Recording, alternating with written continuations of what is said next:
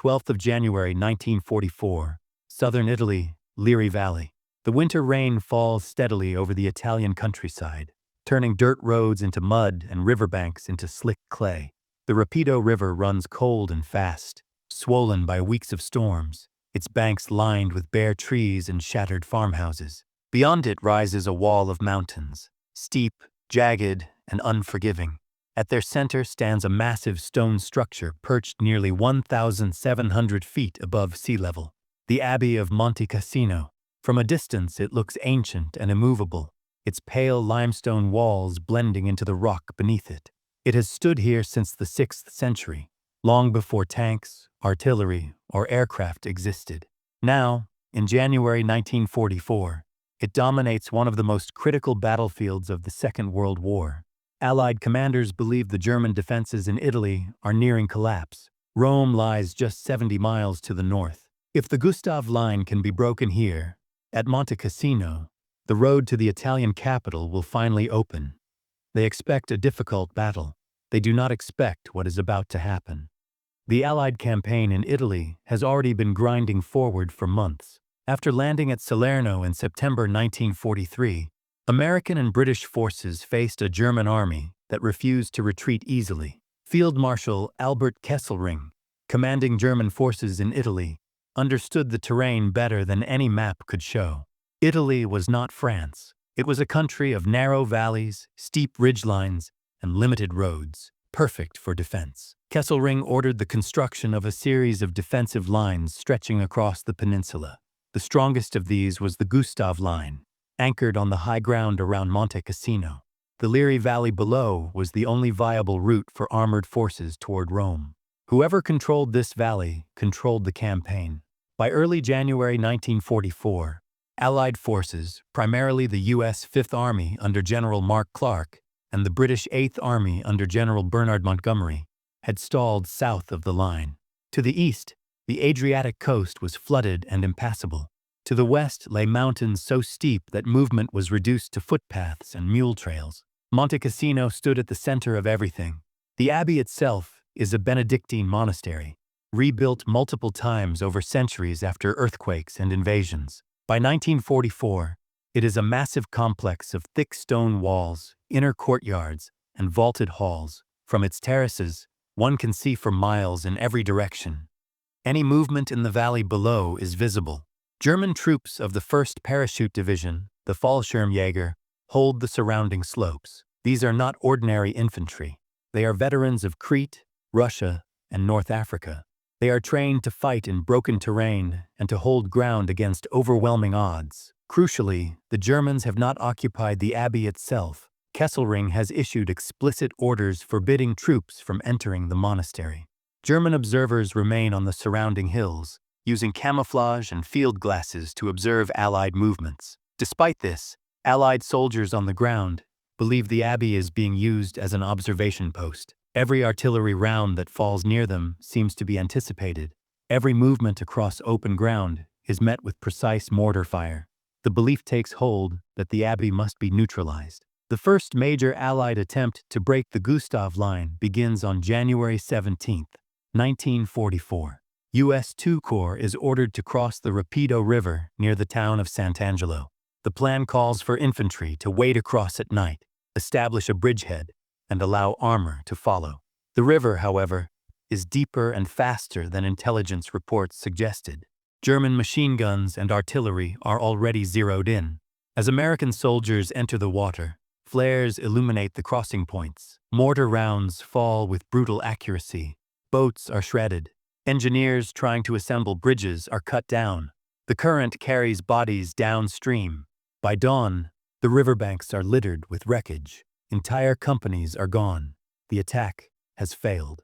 Further north, French Expeditionary Corps troops, many of them Moroccan Goumiers, attempt to move through the mountains. They fight their way uphill in freezing rain, often at night, climbing slopes that barely allow a man to stand.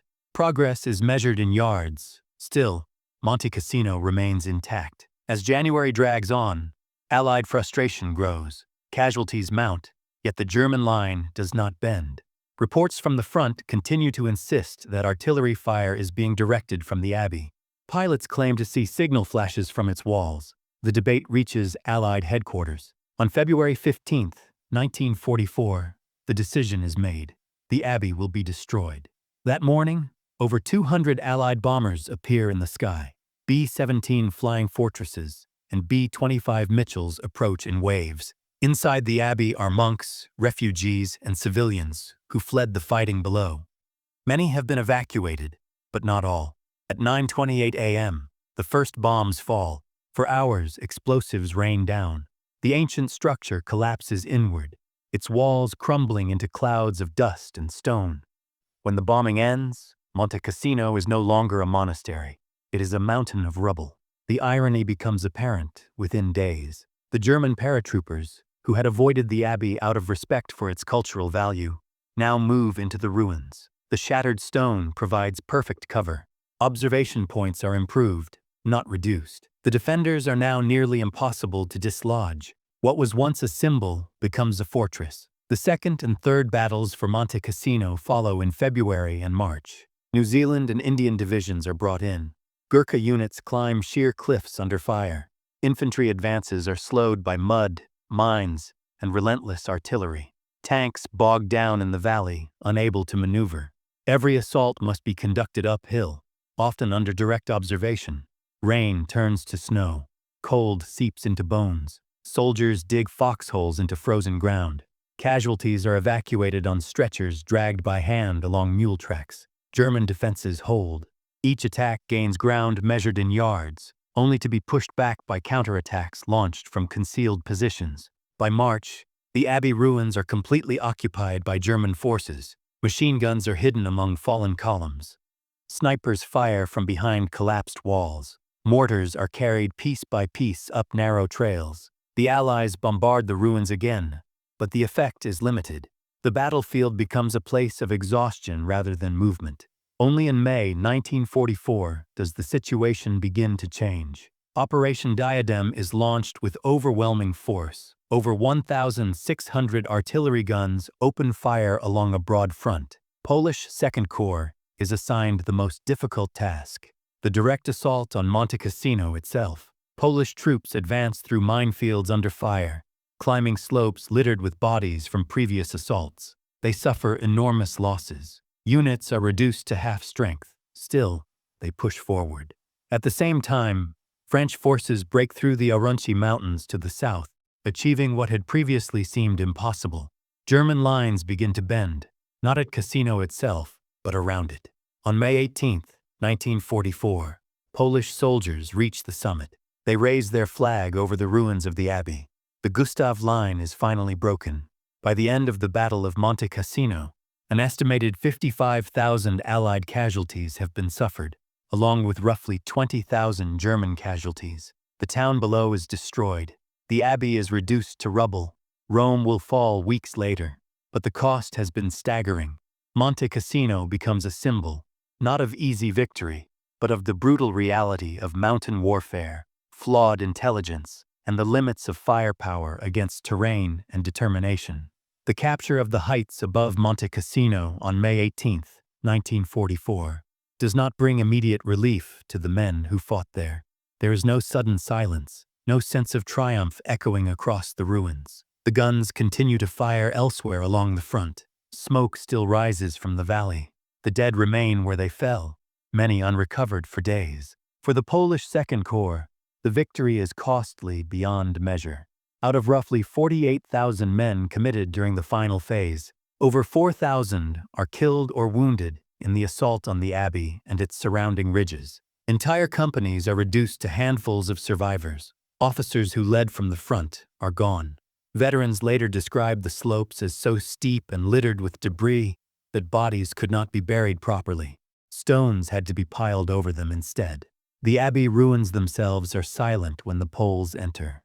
German paratroopers have already withdrawn during the night, slipping away down prepared routes toward the Hitler Line farther north. They leave behind destroyed weapons, empty ammunition boxes, and carefully abandoned firing positions. The defense has ended not because it was crushed, but because it is no longer necessary. The Gustav Line, which held for 4 months against repeated assaults, has finally been outflanked. The breakthrough does not come from Monte Cassino alone. While the Poles fight uphill toward the Abbey, French Expeditionary Corps units under General Alphonse Juin push through the Orunsi Mountains to the south. These mountains had been considered impassable for large formations. Steep ridges, narrow goat paths, and lack of roads made movement nearly impossible for conventional units. But Juin's force is not conventional. Many of his troops are Moroccan Goumiers, light infantry accustomed to mountain warfare. They move at night, carrying supplies on their backs, bypassing German strongpoints rather than attacking them directly. They climb where maps show no routes. German defensive plans do not account for this movement. By May 14th, French units are already deep behind the Gustav Line, threatening German lateral supply routes. For the first time, Kesselring's carefully constructed defense is in danger of being encircled. The German withdrawal from Monte Cassino is not a collapse. It is a calculated decision forced by operational reality. As Allied forces advance into the Liri Valley, the scale of destruction becomes fully visible. The town of Cassino no longer exists in any meaningful sense. What had once been streets, homes, and shops is now a flattened expanse of rubble. Roads are cratered, bridges are gone, fields are churned by artillery fire. The Rapido River runs past wrecked vehicles and abandoned equipment. Civilians who fled months earlier return to find nothing left. For many soldiers, the valley feels less like a victory corridor and more like a graveyard. They move forward cautiously, aware that the Germans have withdrawn in good order and will fight again at the next line. That line is the Hitler Line, also known as the Senger Line, some miles to the north. The battle continues. Strategically, Monte Cassino achieves what months of fighting had failed to do. It pins German forces in place long enough for Allied operations elsewhere to succeed. Most notably, it coincides with the breakout from the Anzio beachhead, where Allied troops had been trapped for months after landing behind enemy lines in January. With German reserves committed to holding Cassino, they are unable to fully contain the Anzio breakout when it finally comes. The combined pressure forces a general German retreat toward Rome. On June 4, 1944, Allied troops enter the Italian capital. 2 days later, the Normandy landings overshadow the Italian campaign in headlines and memory. Monte Cassino fades from public attention, even as veterans carry its weight with them for the rest of their lives. In the years after the war, the question of the Abbey's destruction becomes a subject of intense debate. Allied commanders defend the decision, arguing that the Abbey dominated the battlefield and could not be left intact. Others, including historians and some veterans, point out that German troops did not occupy the monastery until after it was bombed. The truth is complex. German observers used the surrounding terrain effectively, whether or not the Abbey stood. Allied intelligence was incomplete, shaped by battlefield experience rather than direct confirmation. The decision was made under pressure, with lives already being lost daily. What remains undeniable is that the bombing transformed a cultural landmark into a tactical strongpoint, one that cost thousands of lives to overcome. The Abbey of Monte Cassino does not remain in ruins forever. After the war, Italy undertakes its reconstruction stone by stone, using original materials wherever possible. By 1964, the Abbey is restored, standing once again above the valley. Inside, a plaque reads, "As it was, where it was." Nearby are military cemeteries, Polish, German, British, French, American. Rows of white crosses and headstones stretch across the hillsides. Names, ranks, ages. Many are in their early 20s, some younger. The ground remembers what maps cannot. Monte Cassino becomes a case study in modern warfare. It demonstrates how terrain can neutralize numerical superiority, how defensive doctrine, when paired with disciplined troops, can hold against repeated assaults, how cultural, political, and military considerations collide under the pressure of war. Most of all, it shows how expectations can fail.